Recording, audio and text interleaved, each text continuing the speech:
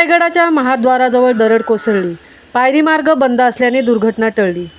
हिंदवी स्वराज्याची राजधानी असणाऱ्या किल्ले रायगडावरील महाद्वाराच्या अलीकडील भागामध्ये आज दुपारनंतर दरड कोसळल्याची घटना उघडकीस आली आहे.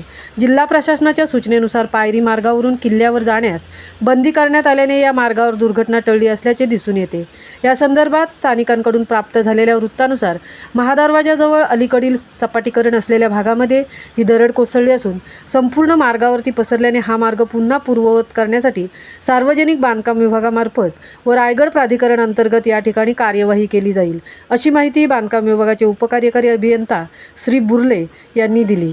आगामी 4 दिवसात रायगड जिल्ह्याला वेधशाळेकडून ऑरेंज अलर्ट दिला असल्याच्या पार्श्वभूमीवर रायगडचे जिल्हाधिकारी किशन जावळे यांनी एका आदेशाद्वारे किल्ले रायगडावर जाणारा पायरी मार्ग बंद केला आहे. त्याचप्रमाणे महाड प्रशासनाने संभाव्य दुर्घटनांच्या पार्श्वभूमीवर महाड पोलादपूरमधील धबधबे व पर्यटन स्थळावर यापूर्वीच बंदी हुकूम लागू केला असून विविध ठिकाणी अशा आशयाचे फलक लावण्यात आले आहेत. शासनाकडून या ठिकाणी पर्यटकांनी जाऊ नये असे आवाहनही करण्यात आले असून या आदेशाचे उल्लंघन करणाऱ्यांच्या विरोधात आपत्ती कायदा 2005 नुसार कारवाई करण्यात येईल असा इशारा देण्यात आला आहे. महामुंबईसह इलियास ढोकळे, नाते.